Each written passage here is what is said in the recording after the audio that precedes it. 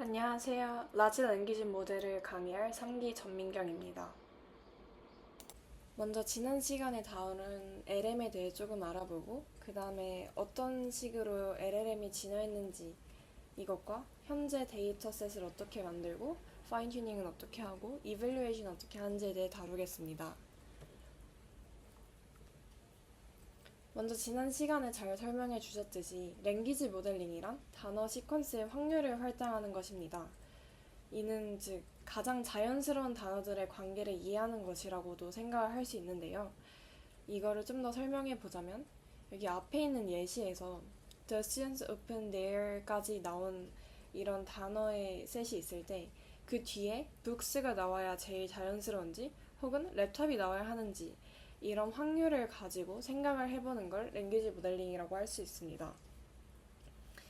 또 이런 방식은 오토 리그레시브 모델링이라고도 할 수 있는데요.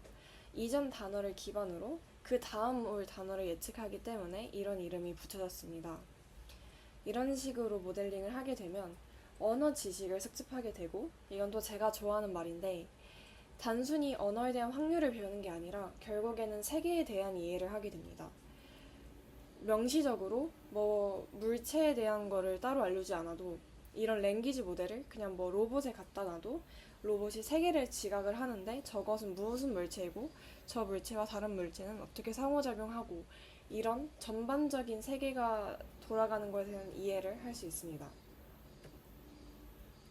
이것에 대한 예시로는 이렇게 두 가지를 들어보았는데요. 일단 머신 트랜슬레이션 같은 경우에는 My life is free 라는 게 있을 때 답은 여러 개가 있을 수 있겠죠. 근데 이제 내 인생은 자유롭다가 내 인생은 무료하다 보다는 조금 더 그래도 자연스러운 그런 해석이기 때문에 이런 PA 확률이 더 높다고 할 수가 있습니다. 그리고 스펠 코렉션 같은 경우에는 이제 철자가 틀린 걸 고쳐주는데요. A를 보면은 이런 되가 틀렸을 때 이거보다 맞는 B가 답이 된다고 할 수 있습니다. 그래서 이 피규어를 보면은 먼저 인풋이 들어가서 디코더에서 리니어 레이어를 통과하고 서프맥스를 통과해서 단어의 아웃풋이 나오게 됩니다. 그러면 그때 I am까지 나오고 A를 통해 그 다시 밑으로 들어가서 스튜던트가 나오게 되고 나온 스튜던트가 또 밑으로 들어가서 이제 문장이 끝났다 end of sentence가 나오는 걸 볼 수 있습니다.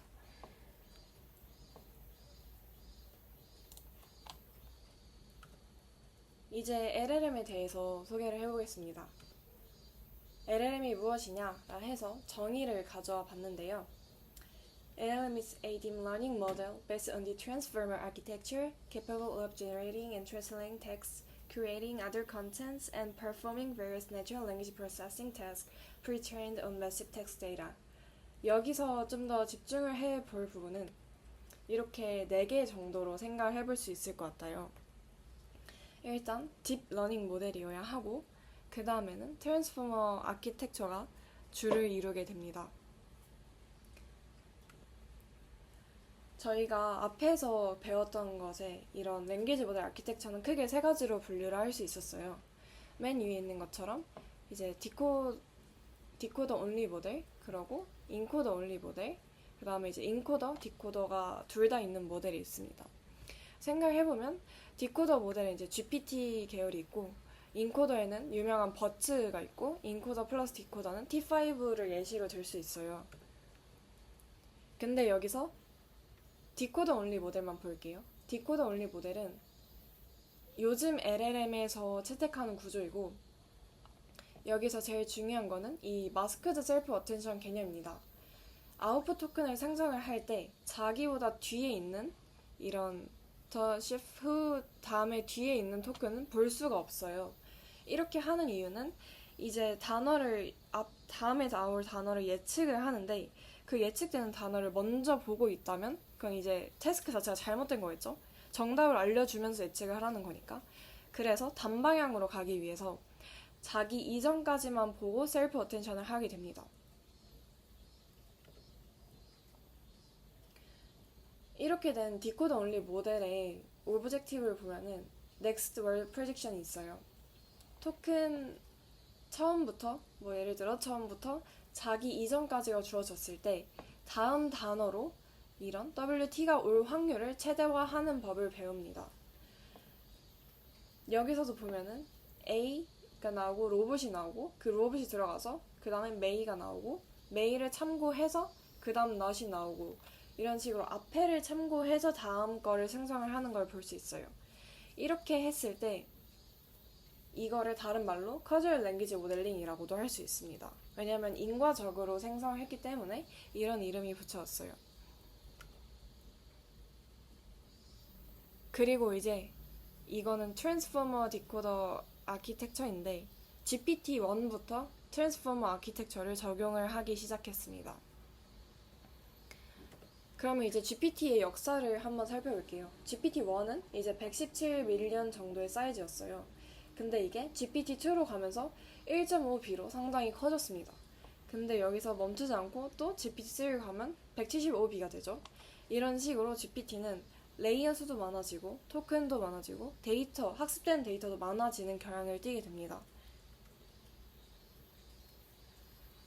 그러면 GPT 말고도 아까 인코더 온리 모델에 버트가 있었잖아요. 그럼 버트도 앞에서 본 이런 GPT처럼 레이어가 계속 쌓이면 LLM으로 볼 수 있을까요? 여기에 대한 답의 힌트를 얘기를 해보자면 주된 차이점은 버트는 인코더고 GPT는 디코더라는 거예요. 그래서 버트를 생각해보면은 버트는 이제 마스크드 어텐션을 하지 않았죠?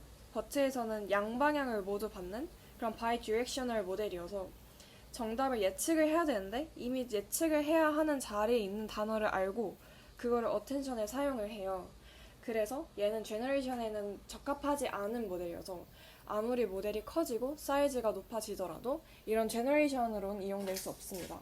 그래서 여기서 저희는 알 수 있는 게 LLM은 제너레이션이 돼야 하는 AI라는 의미를 포함하는 것을 알 수 있어요.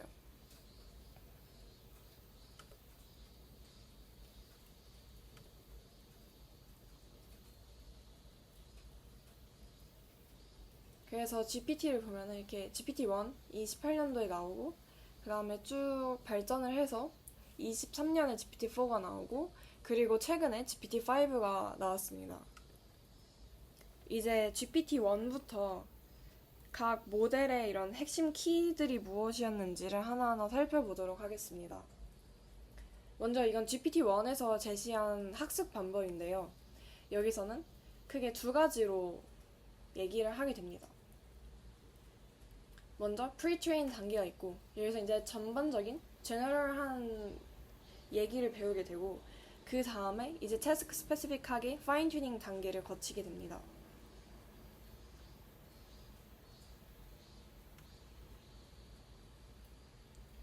GPT는 이제 Generative Pre-trained Transformer라는 이 이름인데요. 여기서 이제 얘기를 했던 게 이런 모델에서 unsupervised로 하는 게 레이블을 이렇게 하나하나 필요로 하지 않기 때문에 상당히 이점이 된다. 그래서 우리는 unsupervised로 pre-train을 하고 그 다음에 이제 태스크에 적용할 때 그때 레이블을 가진 데이터를 이용해서 supervised를 해보자 라는 이런 패러다임을 제시를 하게 됩니다. 이제 그럼 supervised fine tuning을 할 때는 이제 text specific input transformation을 거쳐야 하는데요. 이게 무슨 말이냐 하면은 타겟 태스크에 따라서 인풋을 좀 전처리를 하는 느낌의 이런 과정을 거칩니다. 예를 들어서 여기가 이제 그 다운스트림 태스크라고 볼 수 있어요. classification, 그리고 앞에 문장하고 뒤에 문장의 관계를 보는 entailment, 그리고 앞뒤 문장의 이런 similarity를 보는 태스크, 멀티플 초이스 이런 다양한 태스크가 있는데 이것에 맞춰 하나하나 이렇게 인풋을 바꿔줍니다. 인풋 텍스트가 들어왔을 때 이 스타트 토큰하고 extract 토큰이 있어요.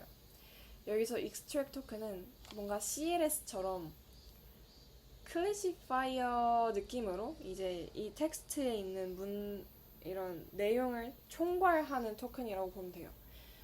그래서 그 다음에 이제 인테일먼트를 보면은 이 프리마이즈랑 하이포테시스 사이에 이런 두 개의 문장의 구분선이 되는 토큰을 또 넣어줍니다. 이런 식으로 전처리를 하고 얘를 트랜스포머에 태워주는 방식으로 해서 이제 이거를 Task Specific Input Transformation이라고 해요.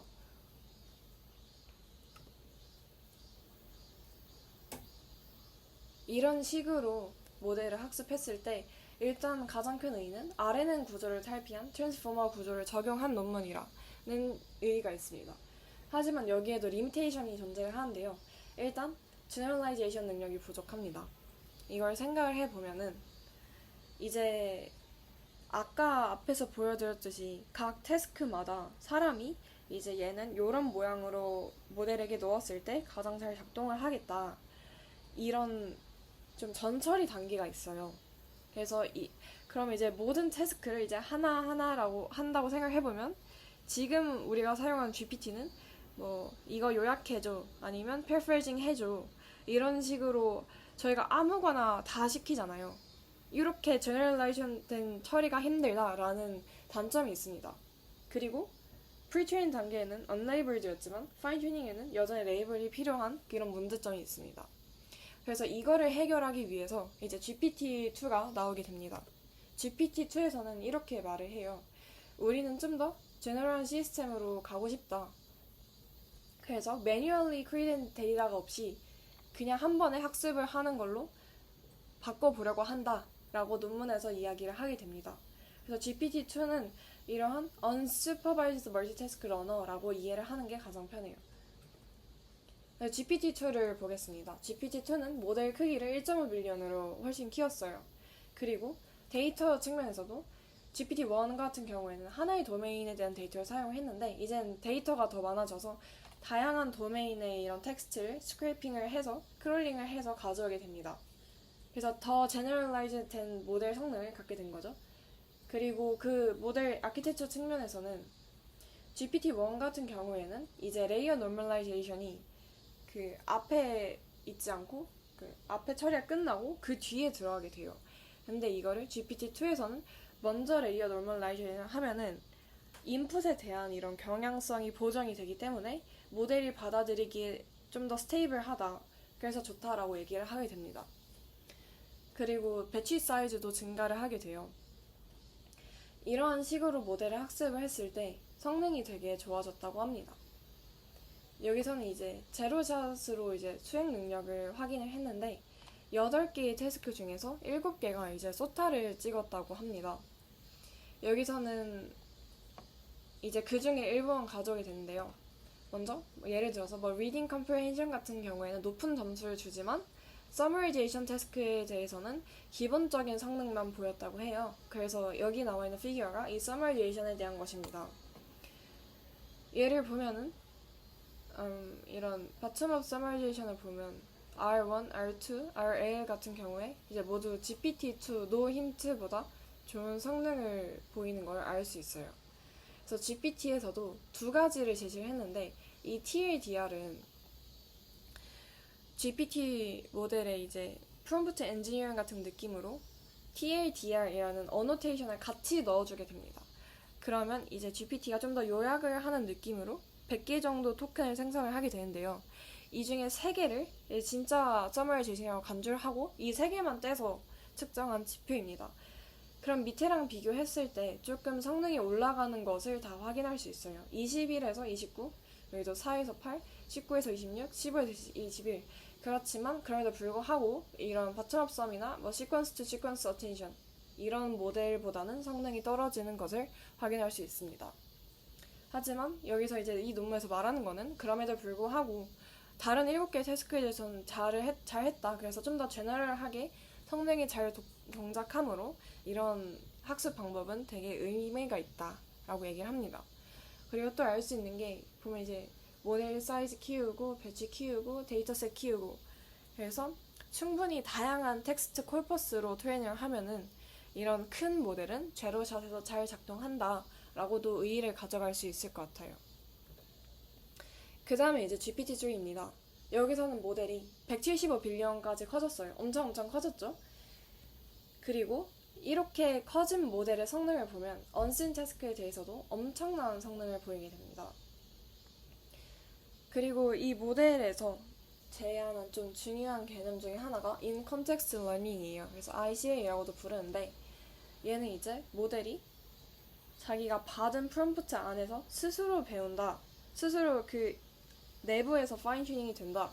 라는 의미를 가지고 있습니다. 그래서 보면은 이렇게 제어샷, 원샷, 필샷 이렇게 나눌 수가 있고 이제 기존의 파인 튜닝하고 비교를 해보면은 기존이 이제 모델을 이제 라지 코퍼스에 대해서 파라미터를 다 업데이트를 한 식으로 파인 튜닝을 했지만 여기서 이제 이런 샷 개념으로 성능을 올릴 수 있다라고 얘기를 해요. 이거를 조금 더 자세히 살펴보면 일단 제로 샷이 뭐냐라 하면은 텍스트에 대해서 태스크에 대해서 추가적인 설명이 없는 것입니다. 예를 들어 여기서 보면은 여기가 태스크 디스크립션이에요. Translate English to French라 해놓고 cheese라는 이제 너가 해야 할 것만 제시하게 됩니다. 이에 반해서 원샷을 보면은 앞에까지는 똑같아요. 태스크 디스크립션까지 똑같은데 example에서 하나, see other를 뭐 이런 식으로 프렌치를 번역을 할 수 있다라는 예시를 주게 됩니다. 그러고 나서 이제 너가 취지를 해봐 라고 하는 힌트를 주는 셈이죠. 어떻게 하면 되는지. 근데 이제 이 힌트가 하나면 원샷, 그러고 이 힌트가 여러 개면 투샷, 쓰리샷 아니면 퓨샷이라고 얘기를 하게 돼요. 이렇게 했을 때 성능이 되게 올라가거든요. 그래서 이게 도대체 왜 성능이 올라가냐라고 얘기를 하면은 프롬프트 내에서 맥락적 의미, 그러니까 내가 예시를 준 것들에 대해서 이런 LLM이 스스로 저걸 어떻게 해석을 해야 되는지를 의미를 이해를 하고 그걸 참고해서 답변을 생성한다고 볼 수 있어요. 그래서 학습을 분명 이렇게 명시적으로 하지 않았는데 웨이트가 없이도 어느 정도 성능이 올라가는 결과를 나게 됩니다.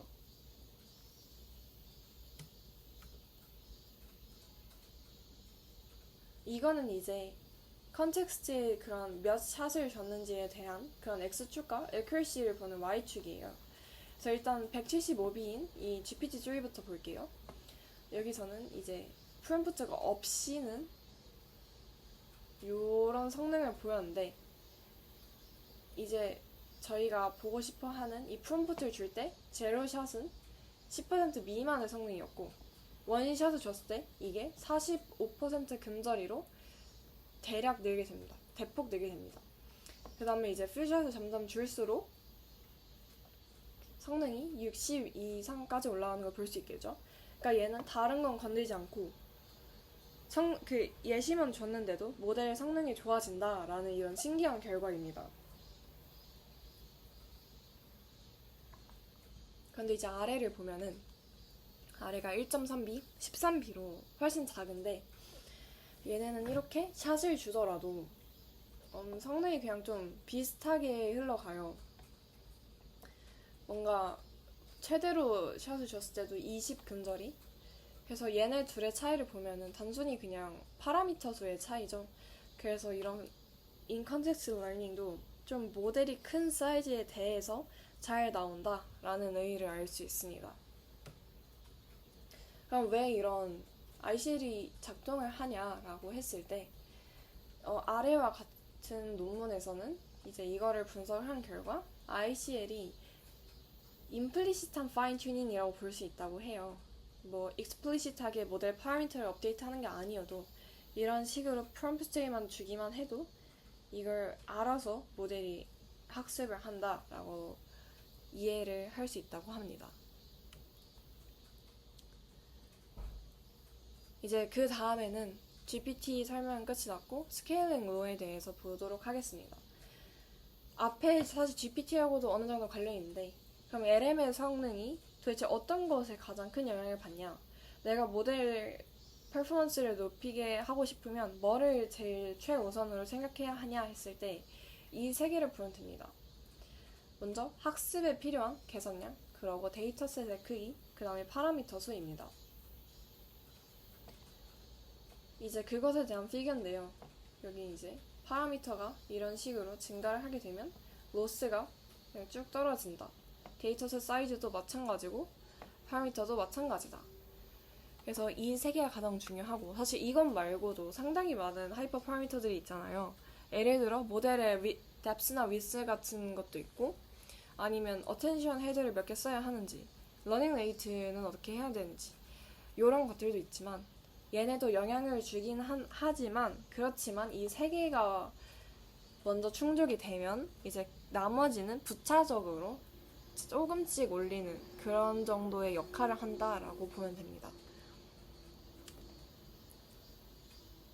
그리고 이제 이런 성능 향상을 볼 때 이런 성능이 선형적으로 증가한다기보다는 특정 스케일을 기준으로 갑자기 상승을 하는 경우가 있다고 해요. 여기도 보면은 모델 이런 아리스메틱을 봤을 때 10의 22승 언저리에서 어큐러시가 갑자기 증가하는 것을 볼 수 있습니다. 여기 다른 것들도 이렇게 갑자기 튀는 식으로 올라가는 걸 알 수 있어요.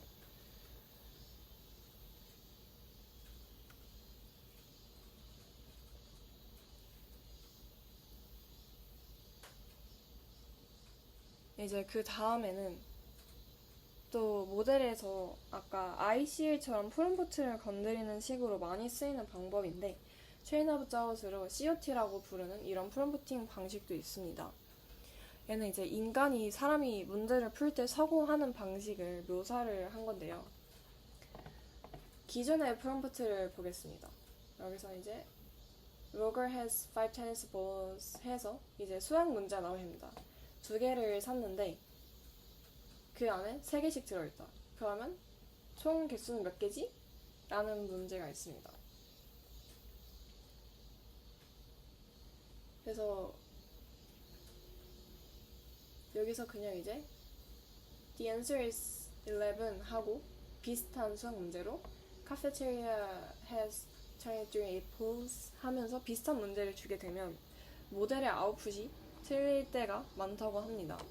그런데 이거를 이제 사람이 사고를 하는 방식으로 넣어주면, 그러니까 사람이 이런 식으로 사고를 하겠죠. 로션은 5개의 볼이 있고 2 cans of 3 tennis balls는 6개다. 그래서 이걸 더하면 11개여서 정답은 11이다. 라고 저희가 사고하는 방식을 구체적으로 넣어주면 모델도 이걸 따라한다고 합니다. 카페테리아는 23개의 애플이 있고 이거를 뭐 20개를 쓰면 3개가 남고 6개를 더 사면 9개다. 이런 식으로 해서 9라는 정답을 도출하게 됩니다. 이제 이런 피규어를 같이 보면은 체인 오브 다웃을 했을 때 이런 식으로 모델 어큐러시가 굉장히 높아지는 것을 볼 수 있습니다. 그래서 얘도 상당히 많이 쓰이는 방법 중에 하나인데, 이제 제 개인적인 의견으로는 저도 어떤 태스크를 풀 때 ICL도 써보고 COT도 써보면서 어떤 프롬프트가 가장 최적인가를 프롬프트 엔지니어링 관점에서 좀 어블레이션을 해보는 경우가 있었어요. 근데 그때 인컨텍스트 러닝 같은 경우에는 웬만하면 다 작동이 되고 성능이 좋아진 거를 확연하게 볼 수 있었는데, COT 같은 경우에는 좋아질 때도 있고 아닐 때도 있더라고요. 그래서 제가 했던 분야는 좀 헤이스피치 같은 에틱스 분야였는데, 여기서는 성능이 좋아지긴 하지만 그냥 다른 방법이 월등히 좋아질 정도로 그냥 나쁘진 않다 정도였습니다. 그래서 이런 논문에 제시한 수학 같은 이런 태스크에서는 이렇게 성능이 월등히 좋아질 수도 있는 것 같고, 이게 좀 태스크마다 다른 것 같았습니다. 네, 그래서 이런 걸 좀 참고해서 여러 태스크에 해보면 재밌을 것 같아요.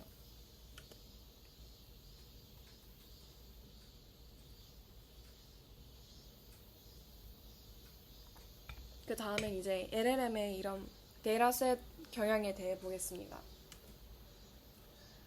먼저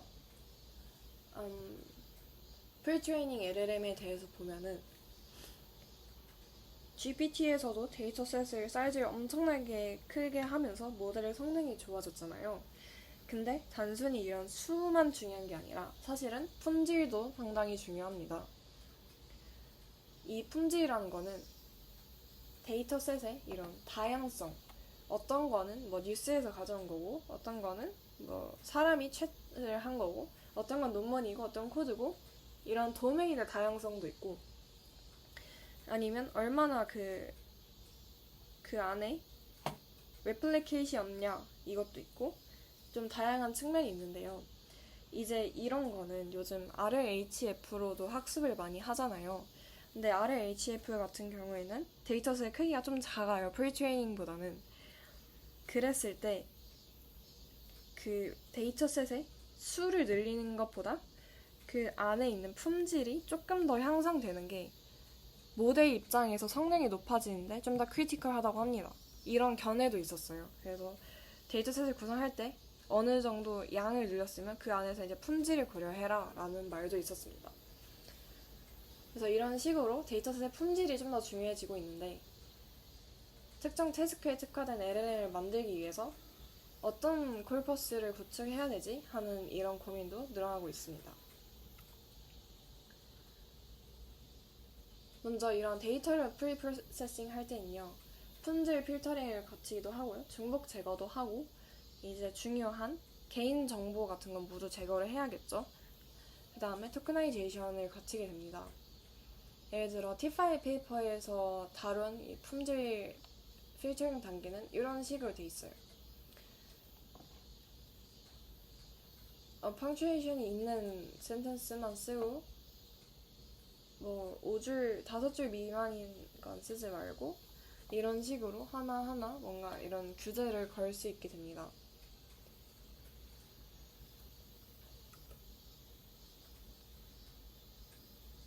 그리고 이런 콜퍼스를 어떻게 구축하는지를 생각해 보면 이제 저희가 구축하는 건 인터넷상에 존재하는 데이터잖아요. 그래서 모든 데이터를 포함을 할 수 있게 됩니다. 그래서 보면 뭐 책일 수도 있고 아카데믹 매티리얼일 수도 있고 코드일 수도 있고 페어의 콜퍼스일 수도 있고 SNS일 수도 있고 이런 식으로 다양한 분야에서 가져올 수 있어요. 이거는 그냥 하나의 좀 흥미로운 예시인데 여기서 한국어 맞춤법 이런 검사기 같은 게 있잖아요. 근데 여기서 공지를 한 게 검사기에서 이제 최근에 이상한 이용 패턴을 확인을 했다. 특정 IP에서 한 달간 500만 회 이상 검사기를 사용을 했다고 합니다. 근데 500만 회를 한 사람이 한 달 동안 쓰긴 사실 현실적으로 이상하잖아요. 뭐 맞춤법을 그렇게 많이 검사를 할 이유가 없으니까. 그래서 여기서 이제 학습을 위한 데이터 수집인 것 같아서 IP 이런 걸 제한을 하겠다라고 합니다. 이런 식으로 사실 이곳 저곳에서 크롤링을 많이 하죠. 데이터셋을 구축을 하려면.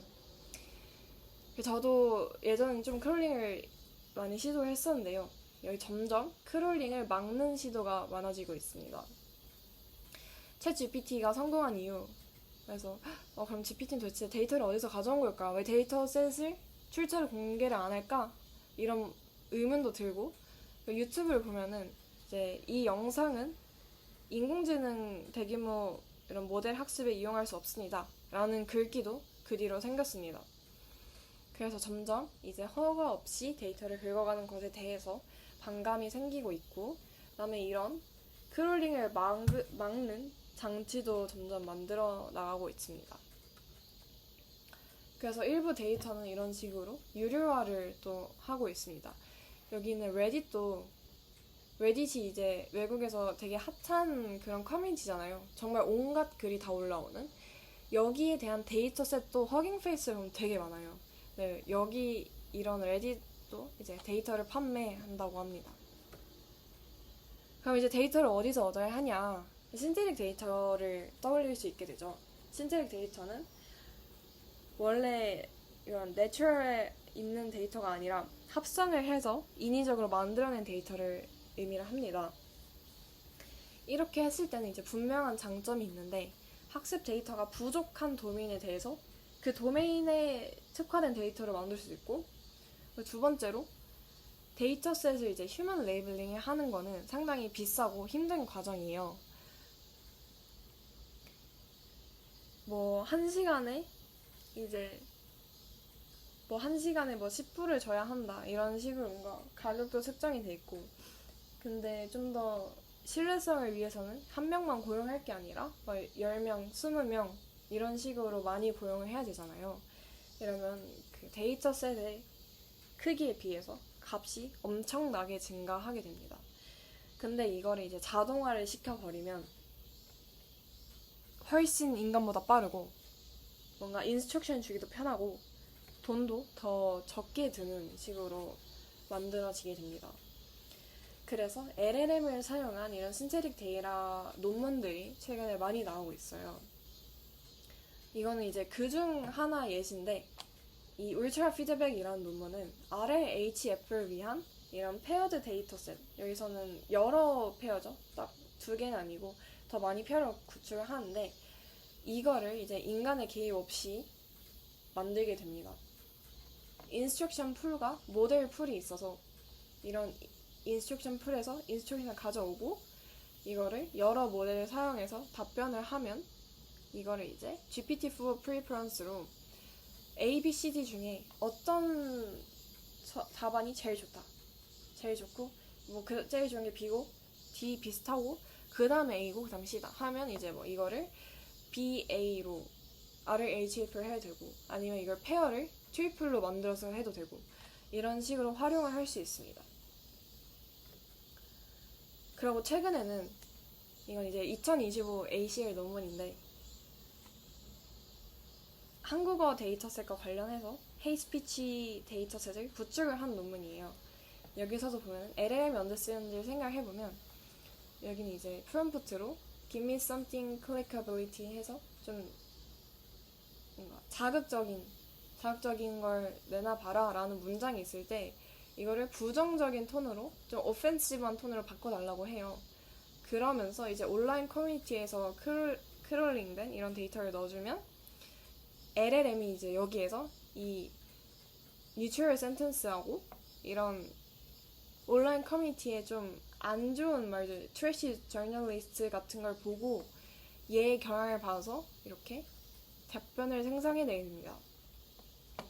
이런 식으로 이제 데이터셋을 구축한 논문도 ACL에 나왔다고 합니다. 근데 이렇게 했을 때 과연 신테릭 데이터가 무조건 좋냐 하면 그건 또 아니겠죠? 여기서의 크리티컬한 단점이 있습니다.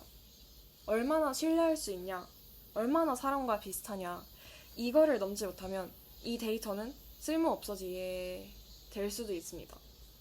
그래서 논문들을 보면은 항상 이게 휴먼 저지먼트랑 코릴레이션을 재거나 아니면 이제 사람들한테 이제 휴먼 이밸류에이터를 고용을 해서 이런 신테릭 데이터, 그러고 진짜 리얼 월드 데이터를 막 섞어놓고 사람한테 뭐가 신테릭인지 구분할 수 있는지 이런 설문을 합니다. 혹은 데이터셋에 관련해서 5가지 정도 플루언시, 그러고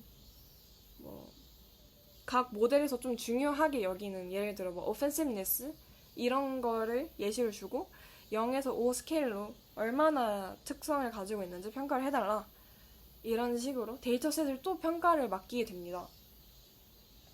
제가 여기 넣어놓은 거는 이런 울트라 피드백의 오픈 리뷰를 가져와 봤어요. 논문에서 이제 얘기를 하는 거는 나도 이제 이런 데이터셋의 정당성, 신뢰성을 보여주기 위해서 랜덤 샘플링 100개를 했다. 그래서 휴먼하고 GPT-4 어노테이터, 그 프리퍼런스를 아까 GPT-4에서 쟀잖아요. 그거의 어그리먼트를 재봤다라고 합니다.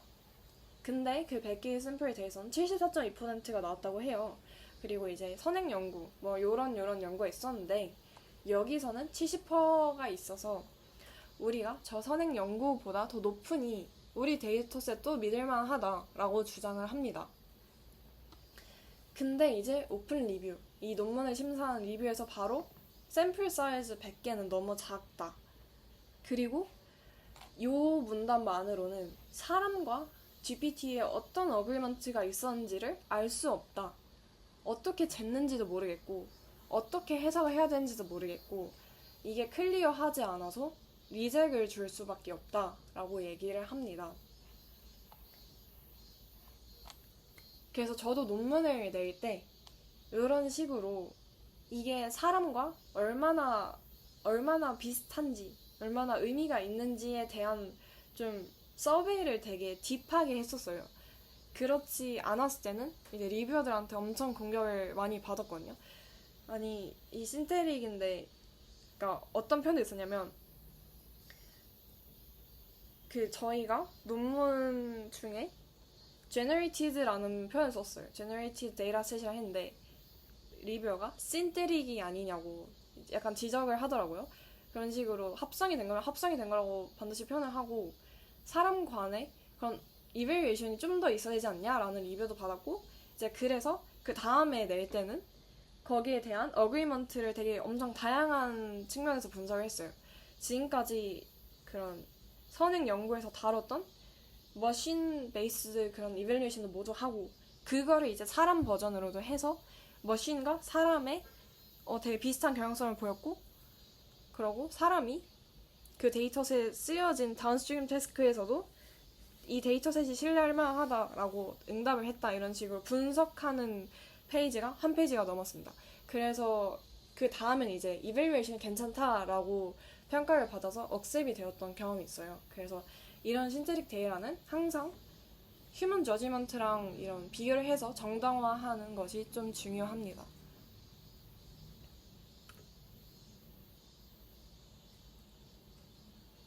이제 그 다음으로는 LLM을 파인 튜닝하는 기법들에 대해서 알아보도록 하겠습니다. 인스트럭션 튜닝, RLHF, PEFT 같은 걸 알아보도록 하겠습니다. LLM 이전에 파인 튜닝이 어떻게 됐는지를 먼저 살펴보면은 슈퍼바이즈 파인 튜닝 이런 방법도 있었어요. 좀 태스크에 대해서 이제 프리트레인드 모델을 가져와서 다운스트림 태스크에 적용을 할 때 그대로 하면은 모델의 성능이 그렇게 좋지는 않으니까 파인 튜닝 해야 하는데, 여기서 이제 레이블드 데이터를 사용하게 됩니다. 여기 피규어 예시는 센텐스 클래시피케이션이에요. 이런 인풋 센텐스가 있었을 때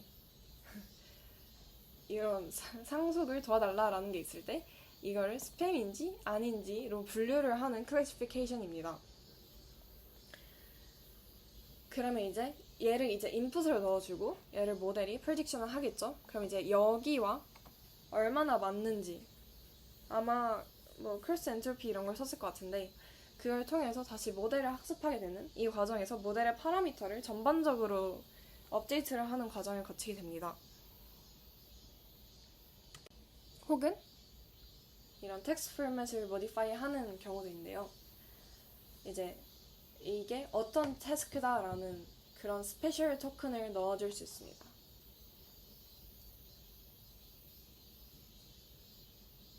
여기서 보면은 article 1, 그 다음에 이걸 summarize 하는 거, article 1 summary, article 2면 이제 summarize, 이런 패딩 이런 식으로 여기에 특화된 토큰을 넣어줄 수가 있습니다.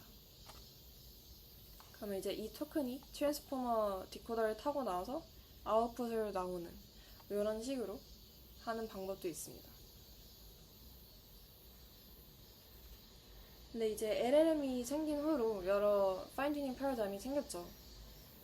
과거에 이런 파인튜닝은 하나의 다운스트림 태스크를 잘하기 위해서 그거에 맞춰서 수행하는 경우가 있었는데, 좀 범용적인 모든 태스크에 대해 잘하는 LLM을 만들려면 다른 패러다임이 필요하지 않냐? 라는 것입니다. 그래서 다양한 태스크, 그리고 리얼월드 어플리케이션에 적용할 수 있는 그런 모델을 만들어 보자. 근데 이전의 파인 튜닝 메소드는 이런 generalization capability를 저해해서 이런 사용자 요구에 모두 대응하기 힘들다.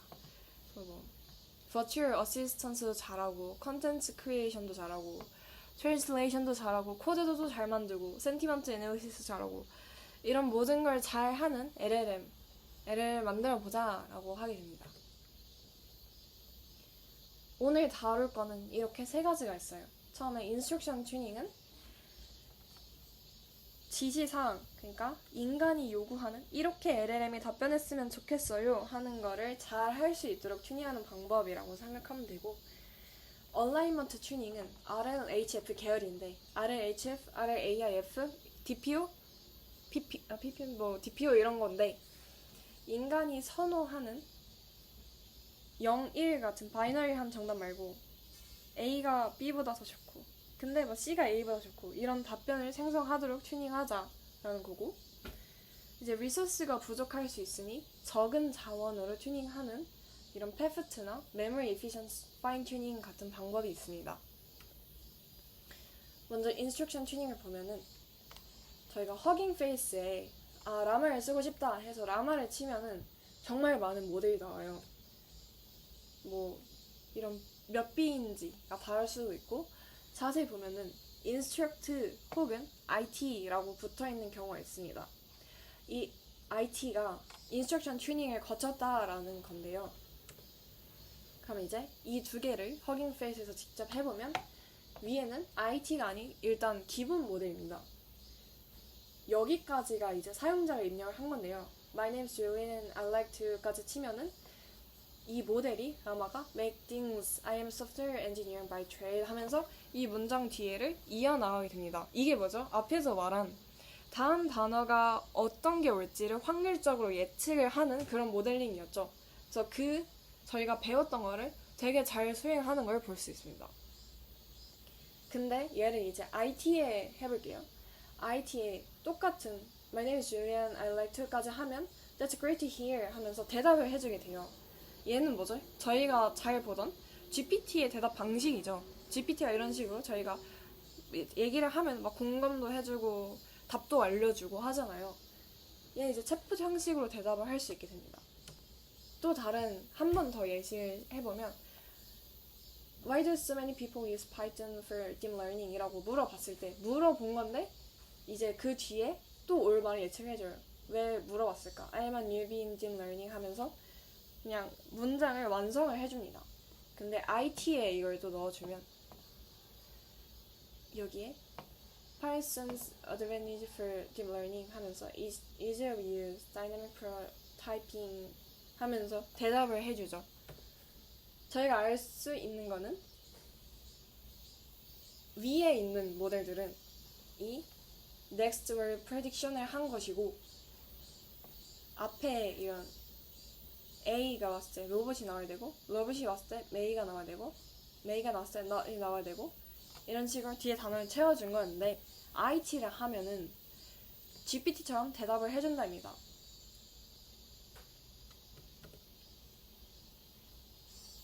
앞에서 다룬 이 랭귀지 모델링은 assisting users와는 다른 거예요. GPT-3는 이런 식으로 랭귀지 모델링을 해주는데 Instruct GPT는 여기에 대한 챗봇처럼 대답을 해주죠.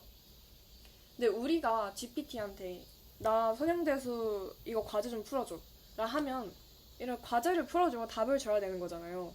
그러다가 소량대수 과제를 풀어줘 라 했는데 내가 과제를 풀지 못한 이유는 수업에 가지 않았기 때문이야. 이런 식으로 대답을 하면 좀 곤란하겠죠. 그래서 이런 식으로 챗봇을 만드는 걸 IT라고 합니다. 요 플랜이라는 논문에서는 이런 언신 태스크에 대한 지료샷 성능을 끌어올리는 이런 방법론으로 IT를 제시를 했어요. 얘를 이제 학습을 하려면 어떻게 해야 하냐 했을 때 저희가 원래 쓰던 데이터셋이 있죠? 이거를 인스트럭션 템플릿으로 바꾸게 됩니다. 처음에 이제 정답에 대한 거를 넣었잖아요. 근데 뭐 pre-training, fine-tune 단계에서는 pre-train LM을 가져와서 task A에서 fine-tuning을 하고 inference를 했다면 여기서 보면은 pre-train LM이 있으면 instruction tuning을 하는데 B, C, D 이런 걸 이제 다 instruction 템플릿으로 바꾸어서 학습을 하고 이제 A든 B든 C든 D든 내가 원한 unseen task에 대해서 inference를 할 수 있게 됩니다. 그러면 좀 더 범용적으로 모델이 쓰인다고도 볼 수 있어요. 한번 예시를 보도록 할게요.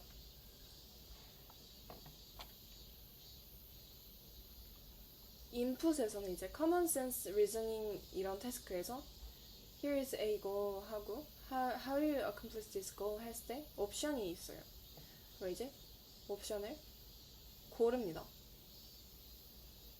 그리고 트랜슬레이션에서는 이 단어를 스페니쉬로 트랜슬레이트 해주라 했을 때 이렇게 트랜슬레이트를 해주는 걸 볼 수 있어요.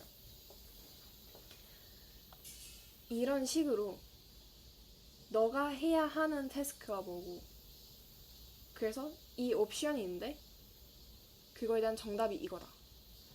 트랜슬레이션 태스크가 이런 건데, 이런 그 소스 센텐스가 있고 너가 얘를 타겟으로 이렇게 트랜슬레이트를 할 수 있다. 이런 태스크를 상당히 그냥 사실 정답? 그러니까 문제 정답 그리고 위에 태스크 설명 이런 식으로 템플릿을 구성하고 그냥 이렇게 모델에 넣어주는 거예요. 되게 매뉴얼하게 만들 수 있겠죠? 얘는 태스크마다 하나만 만들면 되고 이 안에는 이제 데이터셋에서 불러오는 식으로 하면 모든 걸 매뉴얼리하게 생성할 수 있는데, 이렇게 학습을 하면은 인풋을 이제 unseen 태스크에 대해서 프리마이즈하고 하이포테시스를 넣었을 때 인테일먼트를 측정을 하면 not possible to tell 이런 정답을 잘 고른다고 합니다. 그래서 이 IT는 되게 어쩌면 만들기도 쉽고 unseen 태스크에서도 잘 작동하고 하는 많이 사용되는 방법이라고 볼 수 있습니다. 다시 한번 정리를 해보면 instruction, 어떤 태스크에 대한지, 그리고 output, 정답, 페어를 만들고 다양한 태스크에 대해서 페어를 만들고 fine tune을 하면 된다. 그리고 unseen 태스크에 대해서 evaluate를 하면 된다.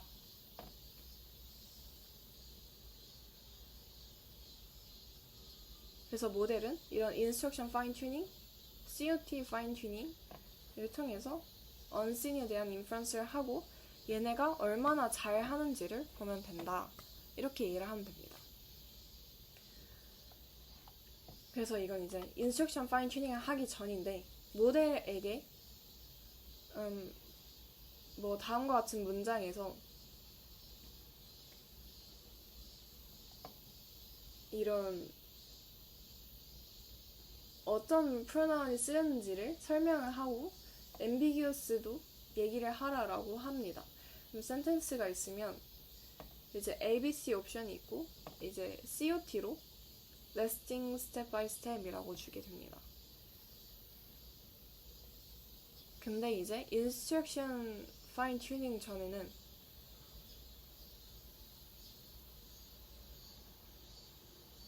대답을 하지 않는, 그래서 ABC 옵션이 뭐냐라고 물었을 때 대답을 하지 않습니다. 근데 그 다음에 이제 파인 튜닝 됐을 때는 리퍼트하고 셰프는 어떤 것을 하고 있어서 내 생각엔 앤서가 C다 라고 정확히 옵션을 골라주게 됩니다. 그러면 이런 IT를 하려면 도대체 얼마나 많은 데이터셋을 써야 하는가 라는 생각도 들 수 있을 텐데요. 이 논문에서는 하이 퀄리티 데이터면 1000개, 2000개 언저리면 충분하다라는 의견이 있었습니다. 이게 가능한 이유는 프리트레인 데이터를 쓰잖아요. 프리트레인 모델을 쓰잖아요. 그래서 거기에 이미 제너럴하게 지식이 학습이 되어 있어서 그 위에 조금만 더 이렇게 업데이트하는 과정을 넣어놔도 모델이 충분히 성능을 끌어올릴 수 있다라고 이런 얘기를 합니다. 그래서 인스트럭션 튜닝은 사용자와 상호작용하는 어시스턴트 스타일을 학습할 수 있다라고 얘기를 해요. 여기서 보면은 2K, 4K를 봤을 때 이미 여기서 퀄리티가 상당히 높아져 있는 2K랑 요 더 넓은 K를 봤을 때 비슷한 거를 확인할 수가 있죠. 근데 이제 리미테이션으로는 사실 전제가 프리트레인에서 제너럴하게 많이 배워야 인스트럭션 튜닝에도 성능이 잘 끌어올려진다 입니다. 그리고 하이 퀄리티 데이터를 확보하려면 이제 필터링을 거쳐야 할 수도 있고 휴먼 어노테이션을 거쳐야 할 수도 있고 이 과정이 또 필요하다라는 단점도 있습니다. 그리고 적은 데이터로 학습을 하기 때문에 세이프티 문제가 있습니다. 이거는 저도 한번 겪어봤는데요. 제가 그 헤이 스피치를 좀 완화하는 모델을 만들어 보고 싶었어요. 뭔가 되게 오펜시브한 욕설이 많은 문장이 있을 때 학습을, 이런 인스트럭션 튜닝을 학습을 해서 이 말을 순화시켜 보는 문장, 그런 모델을 만들고 싶었어요. 그래서 이제 태스크를, 너는 이제 순화하는 모델이, 이걸 순화하는 태스크를 할 거야. 인풋으로 욕설을 주고 타깃으로 이걸 순화하는 문장을 줘야 하는데, 제가 이제 데이터셋을 불러오는 과정에서 인풋과 아웃풋을 잘못 불러와 버려서 순화할 거야 안 했는데, 이제 인풋에 순화된 문장을 넣고 아웃풋에 욕설 문장을 넣어 버렸어요.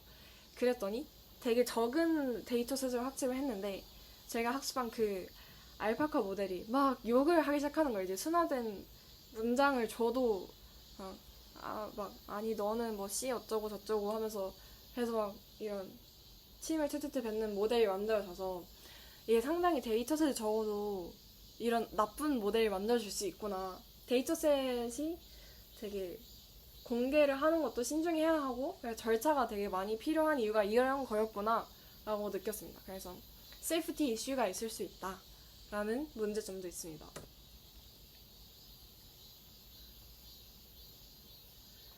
그 다음에 또 하나의 리미테이션은 좀 오픈 엔디드 퀘션 같은 게 있잖아요. 정답이 하나가 아니라 여러 개일 수 있는 그런, 뭐 예를 들어서 Write me a story about a dog and her pet grasshopper 같은 게 있을 때, 이건 좀 N적 사고여서 정답이 하나로 있을 수 없잖아요. 그럼 얘는 타겟을 뭐를 줘야 하는가? 이런 문제가 있습니다. 그리고 근데 랭귀지 모델은 모든 큰 레벨의 미스테이크를 다 페널라이즈를 똑같이 하기 때문에 어떤 에러는 다른 것보다 좀 더 크리티컬해도 이걸 분간할 수가 없게 됩니다.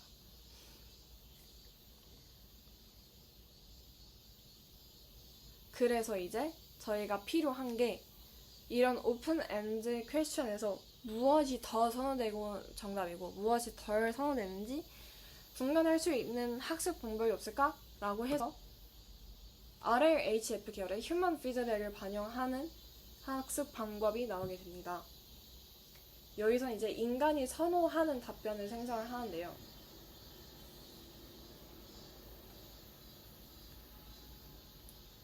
예를 들어서 유저가 How can I bully Xander? 라는 이런 불링 하는 걸 물어봤을 때 GPT는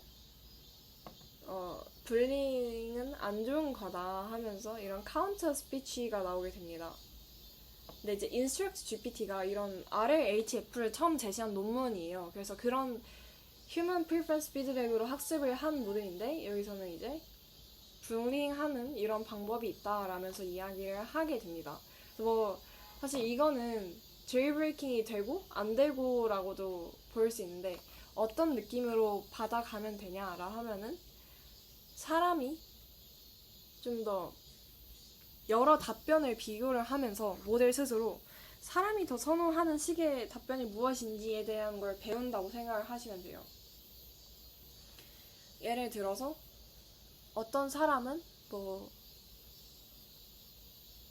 AI를 위한 파이썬 코딩을 어떻게 하면 되는지 설명을 해줘 라고 했을 때, 그 사람이 가장 선호하는 답변이 절차로 설명해 줄 수 있죠. 뭐 파이썬의 기본 문법, 클래스까지 배우고 그 다음에 이제 뭐 NLP 수업을 들으면서 파이토치 이런 프레임워크를 배우고 랩을 배우고 이제 그 안에서 모델 학습하는 구조를 배워라, 그 다음에 모델 구현을 해봐라, 이런 식으로 얘기할 수도 있고, 또 어떤 답변은 그냥 줄글로 하나, 뭐 AI를 위한 파이썬을 배우는 것은 상당히 고되지만 의미 있는 과정입니다, 이런 식으로 그냥 뭐 먼저 파이썬을 배우세요, 그리고 충분히 학습됐다고 생각했을 때 AI에 관련된 코드를 보세요, 이런 식으로 할 수 있죠. 그러면 어떤 사람은 이제 구조화된 답변을 더 좋아할 수 있고, 그 답변을 생성하도록 더 로스를 크게 주는 식으로 학습을 할 수 있습니다. 그런 게 이제 RLHF인데요. 여기서 제시한 건 이제 스텝을 3단계로 나누게 됩니다.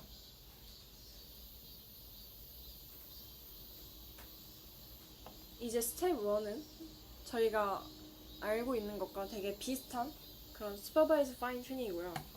스텝 2에서 인간의 피드백을 위어드 모델로 이용을 합니다. 이 과정, 그리고 스텝 3에서 이거를 반영해서 학습을 하게 되는데, 이제 이런 PPO라는 강화 학습 방법이 사용이 되고, 이것이 전반적인 그런 파이프라인입니다. 맨 처음에 보면은, 맨 처음에 이제 데몬스트레이션 데이터를 보고 슈퍼바이즈 방법으로 트레이닝을 해라. 이건 저희가 알고 있는 그런 슈퍼바이즈 파인 튜닝입니다. 그래서 이 논문에서는 이제 아마 GPT-3 프리트레인을 그대로 여기서 사용을 해요. 이미 이 방법이 사용됐다고 생각을 하고, 그 다음에 이제 핵심이 되는 이제 킥인 2와 3를 거치게 됩니다. 이렇게 했을 때 인스트럭션을 주면은 이 모델이 여러 가지의 대답을 하게 돼요. 뭐 Explain the moon landing for 6-year-old 라는 대답을 했을 때 A는 이제 gravity를 설명하고, B는 잘 안 보이긴 하는데 explain what을 설명하고, C는 moon을 설명하고, 네 번째는 people went to the moon 하면서 사람들이 문에 도달한 그 내용을 설명하게 됩니다. 그러면 저희가 그냥 이 앞에만 봤을 때 D가 제일 이 태스크에 관한 거잖아요. 문을 설명하는 D가 제일 좋다. 그리고 좀 더 문에 관한 게 이런 문이 내추럴 셀릿이고 이게 낫다. 그 다음에 완전 이제 좀 멀어진 답변이 그래비티 혹은 이런 월 같은 게 똑같은 랭크를 가진다는 식으로 랭크를 나눌 수 있습니다. 랭크 1, 랭크 2, 랭크 3. 이걸 사람이 하나하나 나누게 되는데요. 이거를 바탕으로 리워드 모델을 학습을 할 수가 있어요.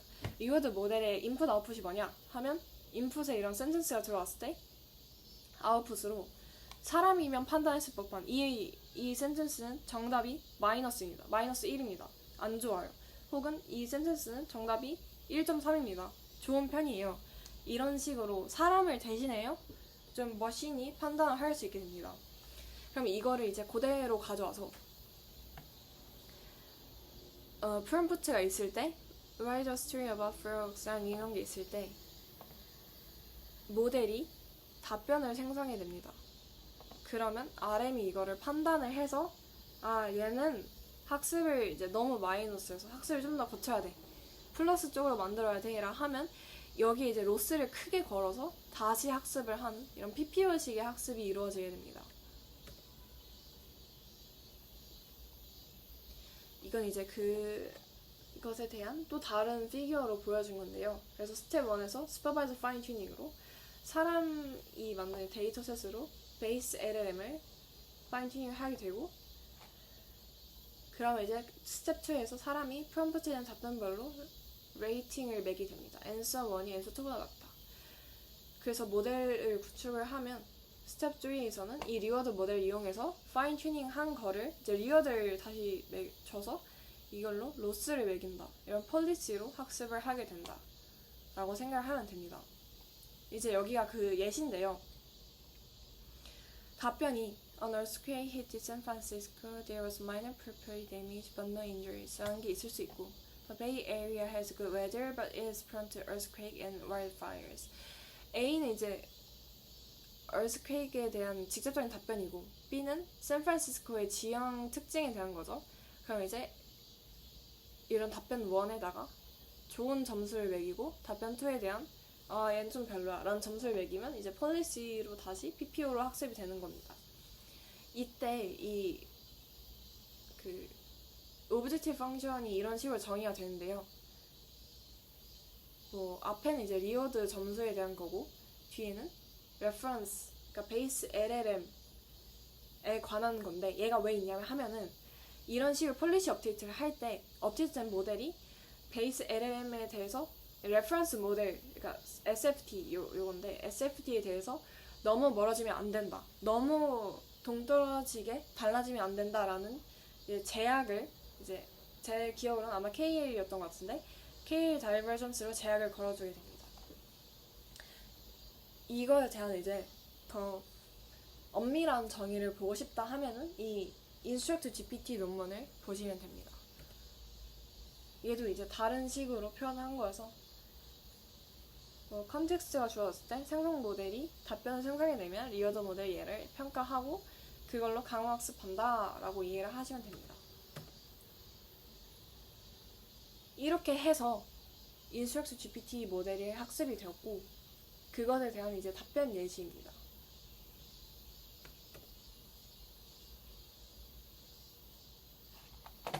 이제 이거는 그냥 알파카랑 PPO를 한 알파카의 답변을 비교를 한 건데 What are the five most common causes of stress among people? 이라 했을 때 이 모델에서는 work, money, relationship, health, and family라고 얘기를 합니다. 근데 PPO를 학습을 하니까 이걸 좀 더 구조화를 해서 pressure at work 하면서 설명을 해주고 money problem 하면 설명을 해주고 이런 형태의 답변을 아마 사람이 선호를 해서 PPO를 학습했을 때 이런 식의 답변이 나왔다라고 보면 됩니다. 그 다음으로는 이제 PEFT라는 파인 튜닝 방법이 있는데요. 얘는 Parameter Efficient Fine Tuning입니다.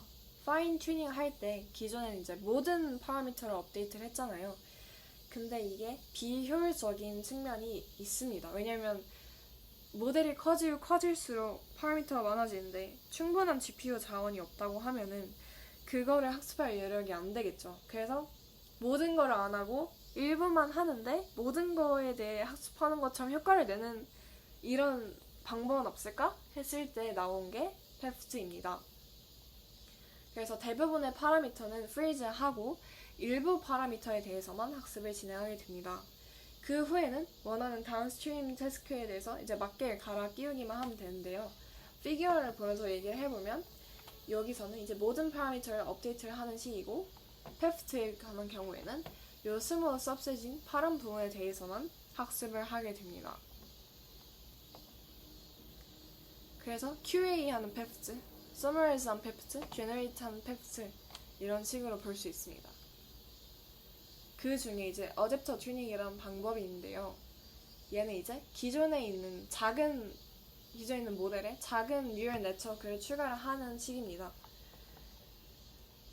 여기서 보면은 원래 트랜스포머 구조에 어댑터가 들어간 걸 볼 수 있는데요. 어댑터 이제 feed forward, non-linearity를 주는 거, feed forward, 이제 residual network이 들어가야 됩니다. 그래서 얘만 학습을 해도 모델이 이런 파인 튜닝하는 성과를 볼 수 있다라는 내용입니다. 이거 이제 시리즈하게 넣을 수도 있고 페어하게 이렇게 넣어줄 수도 있습니다. Low Rank Adaptation도 있는데요. 로라라고 부르죠. 얘는 학습 가능한 랭크 디컴포지션 행렬을 삽입을 해서 파라미터를 업데이트하게 됩니다. 이런 pre-trained weight가 있을 때 이런 A 매트릭스, B 매트릭스를 해서 원래라면은 D 곱하기 K라는 이런 파라미터를 업데이트를 해야 하는데 여기서는 A는 R 곱하기 K, 그 다음에 B는 D 곱하기 R. 얘를 곱해보면 이제 D 곱하기 R, R 곱하기 K를 하면 이제 D 곱하기 K가 되죠. 이런 거를 훨씬 R을 추가해서 훨씬 적은 파라미터로 업데이트를 할 수 있다라는 이러한 방법이 됩니다. 이렇게 했을 때 그러면 성능은 얼마나 잃었을까라고 궁금해할 수 있잖아요.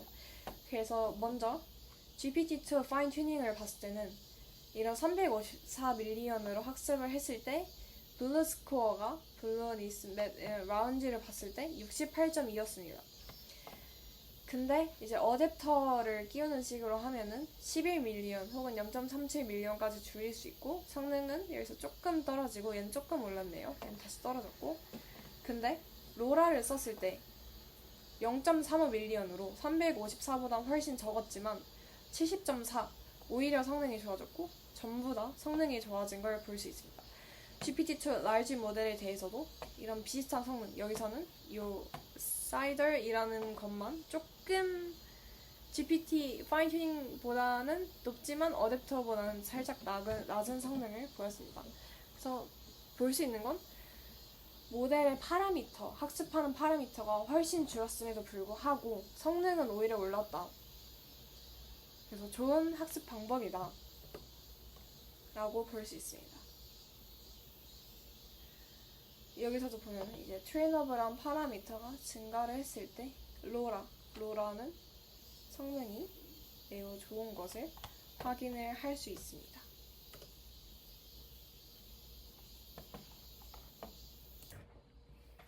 그 다음에는 이제 Memory Efficient Fine Tuning 방법으로 퀀타이제이션이 있습니다. 이제 인퍼런스 할 때 생각을 해보면은 저희가 이제 플루 32를 썼잖아요. 근데 사실 이게 좀 연상량이 많은데 얘를 더 작은 단위의 그런 뭔가 인트나 이런 걸로 바꿀 수 없나 라고 생각을 해봤을 때 얘를 이제 퀀타이제이션이라고 부릅니다. 그래서 여기서는 더 낮은 프리시전이긴 하지만 그래도 정확도를 조금 희생해서 메모리를 절약해서 인퍼를 해보자 라는 식으로 피규어를 봤을 때 이런 더 넓은 범위를 표현할 수 있었던 거를 이런 인트로 표현을 할 수 있습니다.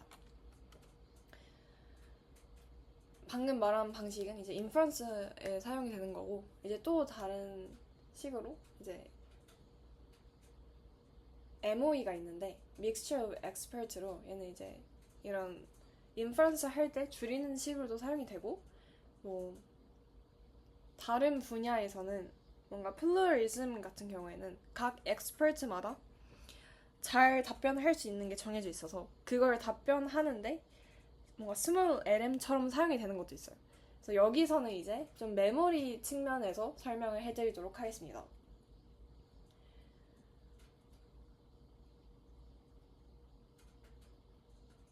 얘의 구조를 살펴보면은 어디서 들어가냐 하면 인풋이 들어오고 self attention, normalize는 똑같아요. 근데 여기 switching feed for network layer 여기 이제 들어가게 되는데 라우터와 많은 FFN으로 구성이 됩니다.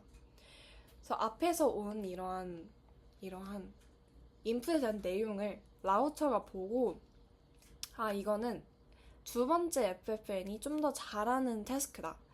그러니까 두 번째를 더 많이 아웃풋에 포함시키고 잘 못한 세 번째는 조금만 넣자. 이런 식으로 가중치를 조정을 하게 됩니다. 그렇게 했을 때의 결과를 이제 다시 normalize 해서 아웃풋으로 보내게 됩니다. 이런 식으로 게이팅 웨이츠가 나오게 되면은 이제 인풋에 따라서 아예 꺼버리는 엑스퍼트도 나오게 됩니다. 그래서 뭐 8번, 1번 끄고 2, 3, 4만 내보내기 이런 식으로 한다 생각을 했을 때 실제 인퍼런스 할 때 사용되는 파라미터는 엄청 줄게 되죠. 그래서 이런 부분에서 더 효율적이다라고 볼 수 있습니다. 실습 마지막에 하고요. 이제 이밸류에이션 부분을 설명을 드리겠습니다. 이런 식으로 저희가 LLM을 어떻게 학습하는지를 배웠어요. 그러면 어떻게 이밸을 해서 이 LLM이 좋은 거다라고 판단을 할 수 있는지에 관한 것인데요. 여기서도 이제 LM에서 LLM으로 가는 과정 중에 많은 이밸류에이션 방식이 있었고 그 중에 패러다임이 생기게 됩니다. 먼저 가장 쉬운 이밸부터 생각해보면은 클로즈 엔드 테스크가 있어요. 이건 이제 감성 분석 혹은 엔테일먼트 같은 정답이 존재를 하고 그 정답도 상당히 명확한 겁니다. 예를 들어 나 오늘 우울해서 빵 샀어 하면은 좀 네거티브 할 수 있잖아요. 포지티브 아닌 네거티브에서 네거티브라고 정할 수 있는. 그러고 인테일먼트는 앞에랑 뒤에가 이제 어떤 관계냐라 했을 때 관계가 몇 가지로 정해지죠. 그래서 상당히 명확한 답이 있습니다. 이럴 때 그냥 머신을 써서 자동화를 할 수 있어요. 가장 유명한 이런 벤치마크를 보면 슈퍼글루라는 게 있는데 여기서도 N개의 다양한 태스크에 관해서 한꺼번에 평가를 하는 이런 벤치마크입니다. 그래서 reading text 혹은 entailment 혹은 cause and effect, QA, meaning of word, co-reference 같은 태스크에 대해서 정답 혹은 정답 아님 이런 식으로 간단히 할 수 있고 매트릭은 accuracy, precision, recall, reference score, ROC 같은 경우로 판단을 할 수 있습니다. 근데 저희가 이런 태스크 말고 summarization 태스크를 생각을 해볼게요. 논문 12페이지를 주고 논문 너무 읽기 힘들어. 이거 세 줄로 요약해줘 라 했을 때 요약하는 방식은 정말 다양할 수 있고 그 방식에 조금 더 잘 된 요약 아니면 앱스트랙만 갖다 쓴 요약 이런 식으로 다양한 정답이 있겠죠. 그렇게 했을 때 얘는 이제 정답 1, 0으로 판단하기보다는 얘는 저 좋은 정답인데 얘는 조금 덜 좋은 정답인데 라는 식으로 척도로 판단을 할 수가 있어요. 뭐 0부터 1 스케일로 할 수도 있겠죠. 얘는 어떻게 해야 되냐라 했을 때 이거에 대한 방법으로 3가지 정도가 있을 수 있을 것 같아요. 컨텐츠 어반 랩일 수도 있고 모델 베이스드 매트릭일 수도 있고 휴먼 이밸류에이션일 수도 있고 먼저 컨텐츠 어반 랩을 보도록 하겠습니다. 얘는 생성된 답변이랑 사람의 골드 스탠다드의 이런 렉시컬 시밀러리티를 비교를 한 거예요. 그래서 모델이 만든 아웃풋 그리고 사람의 답변 그 중에 단어가 얼마나 겹치는지 얼마나 비슷한 표현을 썼는지를 평가를 해냅니다. N그램으로 이제 N그램이라 하면은 현재 있는 단어에서 그 주변 컨텍스트를 N개를 보는 거죠. 그래서 블루는 프리시전에 관한 거고 이제 라우지는 리컬에 가는 거고 이런 식으로 좀 평가를 할 수 있어요. 근데 얘는 이제 오버랩만 판단을 하는 거기 때문에 텍스트 트랜슬레이션, 서머리에이션에 쓰일 수 있긴 한데 시멘틱한 그런 비슷함을 표현할 수 없습니다. 예를 들어서 사람은 되게 같은 내용이라도 다양한 표현 쓰잖아요. 뭐 질문이 오늘 점심 먹으러 갈래? 라 했을 때 답변이 좋아 라도 할 수 있고 가자 라고 할 수도 있고 둘 다 뭐 가자는 거죠. 아니면 가면 GMG 라 할 수도 있고 전부 다 맞는 말이잖아요. 근데 모델은 이제 이거를 오버랩이면 했을 때 사람의 골든 스탠다드가 좋아 라고만 하면은 가자 라는 말은 점수가 확 떨어질 수 있게 되죠. 그래서 이런 식으로 시멘틱한 거를 반영해야 되지 않냐 했을 때 나오는 게 이제 모델 베이스 매트릭입니다. 왜 모델 베이스라고 하면은 이런 시멘틱한 거를 구하기 위해서 인베딩으로 보내는 이런 레프레젠테이션을 이용을 하게 됩니다. 뭐 버트를 태워서 버트 인베딩을 한 그 인베딩 된 애, 의미적인 애를 비교하는 이런 코사인 시뮬러리티를 구하는 버트 스코어도 있을 수 있고요. 그래서 월드의 디스턴스를 구하게 됩니다. 여기서의 한 가지 주의할 점은 이럴 때 아까 골든 스탠다드의 레퍼런스가 조금 좋아야 돼요. 그 답이 진짜 답이어야만 시멘틱한 의미가 있지 약간 좀 답 자체가 틀려버리면 점심 먹으러 가자 했을 때 뭐 이건 정말 정답이 아니지만 나 아까 딥러닝 강의 들었음 이라고 하면은 이게 답이 될 순 없잖아요. 이런 식으로 좀 답변의 퀄리티에 영향을 받을 수 있다고 합니다. 그래서 그러면 그럼 골든 스탠다드가 없으면 어떻게 하지? 라 했을 때 사실 제일 정답이 되는 방법이 사람이 평가를 하면 되죠. 사람한테 모델 답변을 플루언시 측면, 컨시스턴시 측면, 커렉트니스 측면, 커먼센스 측면으로 평가를 해달라 라고 서베이를 맡기게 됩니다. 이런 식으로 하면은 사실 이 사람이 문장을 하나 보고 생각을 해서 답변을 내고 이거를 이제 N명의 사람이 할 거고 N개의 센텐스에 대해서 할 거고 그걸 또 에버리지 내고 이런 식의 그 과정 자체가 되게 길어요. 그리고 사람마다 바이어스가 있을 수 있어요. 어떤 사람은 특정 답변만을 좋아할 수도 있고 아니면 휴먼 어노테이터 사이의 불일치가 될 수도 있는데 10대, 20대, 30대로 나이대만 나눠서 봐도 10대가 선호하는 답변이 있을 거고 20대가 선호하는 답변이 있을 거고 관점의 차이가 있잖아요.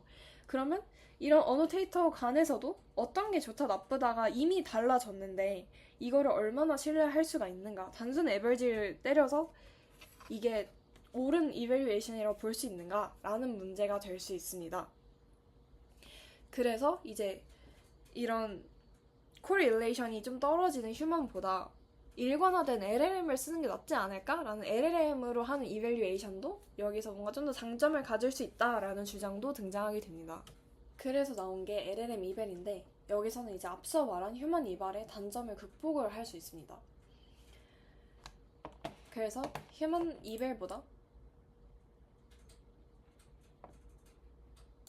이밸보다 코스트가 적다. 그리고 각 이밸을 독립적으로 다시 휴먼 어노테이터를 모을 필요 없이 그냥 LLM을 쓰면 되니까 독립적으로 수행할 수가 있고 하지만 단점은 바이어스가 될 수 있다가 있죠. 왜냐면 모델도 편향을 가질 수 있기 때문에 모델이 학습된 코퍼스가 어느 정도인지 대해서 바이어스 이벨이 또 생길 수 있습니다. 그리고 이런 걸 넣어줄 때는 뒤에 실습에서도 잠깐 보여드릴 건데 인풋 자체가 뭐에 대해 이벨을 해라. 그러고 이벨할 뭔가 카테고리는 이런 게 있고 각 카테고리는 어떤 기준에 따라서 이 기준을 많이 만족시키면 3개 이상 만족시키면 5점, 그 이하면 4점 이런 식으로 평가를 하는데 인스트럭션이 바뀌면 사실 그 결과도 바뀌어요. 그래서 이 인스트럭션을 좀 뭔가 정답이 잘 나오게 유리화도 생성할 수도 있을 것 같고 이런 문제도 있을 것 같네요. 그 다음에는 이제 이런 이밸류에이션 자체는 LLM이잖아요. 그래서 또 신뢰성 문제가 발생을 합니다. LLM 이벨을 한 거를 또 이벨을 해야 할 수도 있고요. 아니면 LLM 이벨을 휴먼 이벨하고 비교를 해야 될 수도 있어요. 그래서 이벨을 또 이벨하는 이런 문제도 생깁니다. 이거에 관해 유명한 논문은 이렇게 GPT 스코어와 G 이발인데요. GPT 스코어는 모델 프레딕션에 로그 프로버빌리티가 같이 나오는 모델이 있어요. 그래서 이거를 참고해서 같이 점수 계산을 이용을 하는 거고, G 이벨은 스코어를 GPT가 직접 생성을 하는 이런 방법론입니다.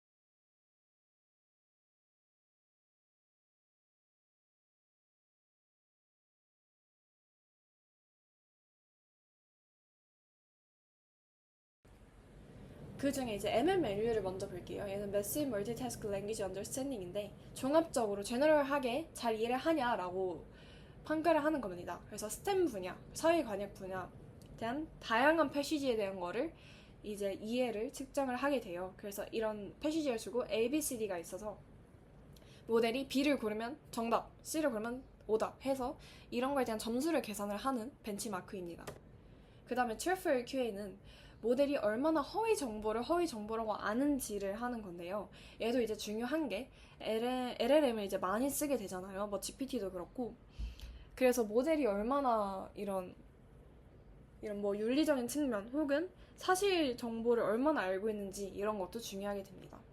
그래서 되게 중요한 되게 사회적인 문제였던 911에 대해서 그래서 이제 US 가버먼트인지 뭐 이런 건지 이런 걸 평가할 수 있습니다. 그 다음에 매스는 수학적 추론인데요. 얘도 상당히 많이 쓰이죠. 그래서 미국 고등학교 수준의 대수, 정수론, 확률, 기하학을 테스트하는 벤치마크입니다. 그리고 이제 또 많이 있는 게 챗봇 아레나인데 얘는 뭐냐면 두 개의 이런 모델을 그러니까 싸움을 붙인다고 생각하면 돼요. 어떤 익명의 유저가 프롬프트를 자기가 원하는 걸 씁니다. 그래서 이거를 쓰면은 이제 랜덤하게 모델이 여기다 답변을 하게 돼요. 그럼 그걸 보고 A 모델이 나은 것 같다. 혹은 B 모델이 낫다. 아니면 두 개가 타이다. 별로다. 이런 식으로 투표를 하게 되는데 이제 이 데이터가 쌓여서 얘에 대한 걸로 줄 세우게 됩니다. 이런 투표를 했을 때 A가 윈 하는 경우가 많았다. 그래서 A가 제일 좋고 그다음 B는 차이도 조금 있고 B가 선택 안 된 경우가 많다. 그래서 B가 되고 A, B, C, D 줄 세우기가 되는 이런 것입니다. 이렇게 하면은 정의된 질문이 아니라 사람들이 직접 쓰잖아요. 그러니까 사람들의 다양한 관심사, 다양한 질문들을 반영할 수 있기 때문에 더 광범위한 사용 사례와 실제 투표가 수집이 됩니다. 그래서 그거에 대한 예시로 이제 뭐 여기서의 질문이 RNN에 대해서 설명을 하라 뭐 했던 것 같아요. 아니면 트랜스포머 아키텍처? 트랜스포머 아키텍처 같은데 모델 A는 이제 백그라운드를 설명해주고 트랜스포머 아키텍처를 설명해주면서 키 컴포넌트를 알려주죠. 근데 여기서는 바로 이제 키 컴포넌트를 알려주네요. 그래서 어떤 사람은 이제 RNN의 백그라운드 설명이 좋다 해서 A를 투표할 수 있는 이런 장치입니다. 그래서 보면 모델 A는 이런 TOTO 미니였고 B는 GPT-4 이런 거일 수도 있죠. 그래서 여기까지가 이제 그런 이론적인 설명이었고 그 다음에는 이제 몇 가지 사례를 통해서 실습을 해보도록 하겠습니다. 네, 그러면 이제 실습을 해볼 텐데요. 먼저 이거는 노션에 올려놨고 전 미리 돌려놓은 거를 같이 보도록 하겠습니다. 이제 먼저 LLM을 로드를 하는 건데요. 저는 그냥 퀸 모델을 가져왔고 T4에 맞는 그런 삽입자리를 가져왔습니다. 그래서 이거는 퀸에 써 있는데요. 이제 토크나이저 불러오고 모델을 이제 로드를 하는 겁니다. 그 다음에 이런 함수로 주로 구성이 돼요. 어떤 LLM이든. 먼저 모델 토크나이저를 넣어주고 유저가 넣고 싶은 인풋, 프롬프트, 그리고 맥스 토큰을 정해줍니다. 그래서 메시지에는 이제 로우를 정할 수가 있어요. 그래서 이게 그냥 어시스트를 하는지 아니면 여기다가 특정 그냥 태스크 같은 걸 미리 정해줄 수도 있는데 저는 여기서 유저라고 하고 유저 메시지를 바로 넣어주도록 하겠습니다. 그 다음 텍스트 포맷을 이렇게 해주고 모델 인풋을 전처리 해줘서 모델에 이제 제너레이션 하면은 이런 아웃풋이 나오게 되고 얘를 이제 모델마다 이 아웃풋이 나오는 방식이 있는데 그에 맞춰서 좀 잘라서 예쁘게 만들어주고 리스폰스를 리턴하는 식으로 해보겠습니다. 먼저 퓨처 프롬프팅을 해봤는데요. 처음에 이제 제로샷으로 주어진 소주제에 따라서 강의 대본을 써달라고 했습니다. 그래서 퓨처에 대한 걸 써달라고 했는데 불러보니까 이렇게 대답을 하더라고요. 밝고 간결한 톤으로 안녕하세요. 오늘은 딥러닝의 실용적인 기술 중 하나인 퓨처 프롬프팅에 대해 1분만으로 알려드릴게요. 그래서 모델의 적은 수의 예시만으로 새로운 작업을 이해하고 수행할 수 있게 하는 방법이고 예시를 들어주고 그 다음에 이렇게 하면 이런 장점이 있다. 그래서 너무 좋다. 감사합니다 하면서 벌써 끝이 나게 돼요. 근데 저는 이런 강의 대본을 원하지 않았어요. 제가 생각한 거는 이런 시작 끝 없고요. 그냥 퓨샷이 뭔지에 대한 거를 1분을 꽉 채웠으면 좋겠었어요. 그래서 여기다가 예시를 넣어주게 됩니다. 구조를 아예 만들어줘서 키워드는 이제 트랜스포머, 문맥, 단어 간 관계, 어텐션 스코어가 들어갔으면 좋은 셀프 어텐션 소개했으면 좋겠고 대본은 그래서 이런 식으로 나왔으면 좋겠다 라고 예시를 이제 2개 넣어준 투샷을 해주겠습니다. 그랬을 때 답변이 이런 식으로 나오는데 퓨샷의 장점이 제가 넣어준 인풋하고 답변의 구조가 거의 똑같이 나와요. 웬만하면은 답변을 보면은 이제 키워드도 적은 샘플, 예시 이런 식으로 키워드는 예를 쓰면 되고 대본은 퓨처 프롬프팅은 언어 모델이 학습하지 않고도 적은 수의 예시를 통해 답을 추론할 수 있는 기법입니다 하면서 정의가 나오고 예시가 나오고 장점이 나오죠. 그래서 제가 준 예시의 모든 이런 길이, 답변 구조를 참고를 하는 것을 볼 수 있습니다. 퓨샷을 하면은 이런 식으로 답변이 달라지는 것을 확인을 할 수 있습니다. 그 다음에 이제 COT를 해봤어요. 얘는 이제 그냥 수능 수학 문제 중에 아무거나 가져와 봤는데 정적분하는 문제를 가져왔거든요. 그래서 얘의 답변은 약간 좀 읽기가 안 예쁘게 나오긴 했는데 컨텐츠로 정적분을 구하려면 이렇게 계산해야 된다고 나오네요. 그래서 부정적분을 구하고 경계값을 대입을 하면 이런 답변이 나온다라 해서 맞았어요. 맞았지만 이거를 COT로 좀 더 나는 이렇게 하고 싶다. COT와 퓨샷을 같이 섞은 답변을 보여주면 비슷한 정적분 문제가 있을 때 먼저 주어진 함수를 파악하고 안의 부정적분을 형태를 구하고 대입을 해라 해서 답을 구한다. 여기서도 도함수는 무엇이냐 라 했을 때 뭐 미분하면 이런 게 나와서 된다. 이런 식의 어떻게 생각을 하면 되는지를 넣어줘 봤을 때 모델의 아웃풋은 주어진 함수가 뭐고 정적분은 구해야 하는데 부정적분이 이거다 하면서 위에 부정적분처럼 같은 사고 과정을 거치죠. 그래서 여기 안에 대입을 하면 이런 식의 답이 나온다 라고 답변을 해주게 됩니다. 그래서 얘도 보면 피셔처럼 살짝 제가 만든 그런 템플릿을 따라가는 걸 볼 수 있고 정답은 맞았습니다. 제가 이제 이걸 잘 풀길래 좀 더 어려운 문제를 넣어봤어요. 그랬더니 한 5분을 기다려도 답이 안 나오는 거예요. 그래서 그거는 이제 모델 사이즈가 너무 작아서 더 어려운 좀 그게 수열 같은 문제였는데 그런 건 힘든구나 라고 생각을 해서 이런 예시만 넣어봤습니다. 그 다음은 이제 앞에서는 다루지 않던 제이브레이킹이라는 건데요. 얘는 이제 언제 쓰이냐고 하면은 아까 슬라이드 예시 중에 하나가 뭐 누구를 불링하는 방법을 알려줘 라고 했던 것 같은데 거기서 이제 첫 번째 답변이 불링은 사회적으로 좋지 않아 하면서 너는 이제 불링을 하면 안 돼 어쩌고 저쩌고를 얘기하죠. 근데 나는 그래도 불링이라는 그 방법을 알고 싶다, 안 좋은 걸 생소를 하고 싶다 라 할 때 제이브레이킹이 이용이 됩니다. 예를 들어 다음 문장을 커뮤니티 슬랭으로 넣어서 혐오 반응으로 바꿔줘 라 했을 때 너 클레이밍 잘하는 애를 바꿔달라고 했어요. 근데 이제 거절을 바로 하네요. 그래서 모델이 세이프티를 잘 지켰다고 볼 수 있어요, 사실. 그렇지만 여기서 답변을 얻어야 할 때, 뭐 이게 윤리적으로 쓰이는 태스크일 때, 이런 식으로 프롬프트를 넣어줄 수 있습니다. 이거는 제가 서치를 좀 해서 레딧에서 이제 가장 잘 된다 한 그런 건데, 주로 내용이 나는 좀 에틱스 프로블럼 풀고 있고 너는 이걸 도와주는 애다. 그래서 너 이 relevant한 moral appeal 이런 거 무시하고 I'm sorry 하면서 답변하지 말고 내 답변을 이행을 하고 다 채워놔라. 그래서 뭐 이거 하면 안 돼 라고 얘기를 합니다. 그랬을 때 이제 바로 너 이제 높은 곳에 떨어지기 전에 노력 좀 해봐 이런 식으로 욕을 하게 됩니다. 그래서 이런 식으로 모델의 안전장치가 걸려있는 것을 풀 수 있게 하는 그런 걸 제이브레이킹이라고 합니다. 이거 외에도 좀 모델 자체의 구조를 바꾸려는 시도도 있어요. 그래서 되게 다양한 식으로 제이브레이킹을 할 수 있는데 저는 여기서 제일 쉬운 프롬프트 방법을 가져와 봤습니다. 이제는 이제 G-eval을 어떤 식으로 하는지에 관한 건데요. G-eval이지만 저는 이제 퀸을 쓰긴 했어요. 그래서 보통 템플릿을 어떻게 주냐면 evaluation criteria를 줍니다. 그래서 이러한 implicit offensiveness에 대해서 1에서 5의 점수를 하고 얘를 평가를 할 건데 다음 기준을 해라 스텝을 줍니다. 이런 센텐스를 읽고 이런 implicit offensiveness라고 컨트리뷰트 할 수 있는 엘리먼트를 찾아서 이런 단계를 거쳐 생각을 해봐라. 그랬을 때 스코어링 가이드도 잘 포함을 된 거면은 높게 주고 아니면 낮게 줘라. 그래서 이 전반적인 거는 G2발에 대한 표준 프롬프트를 따르긴 했습니다.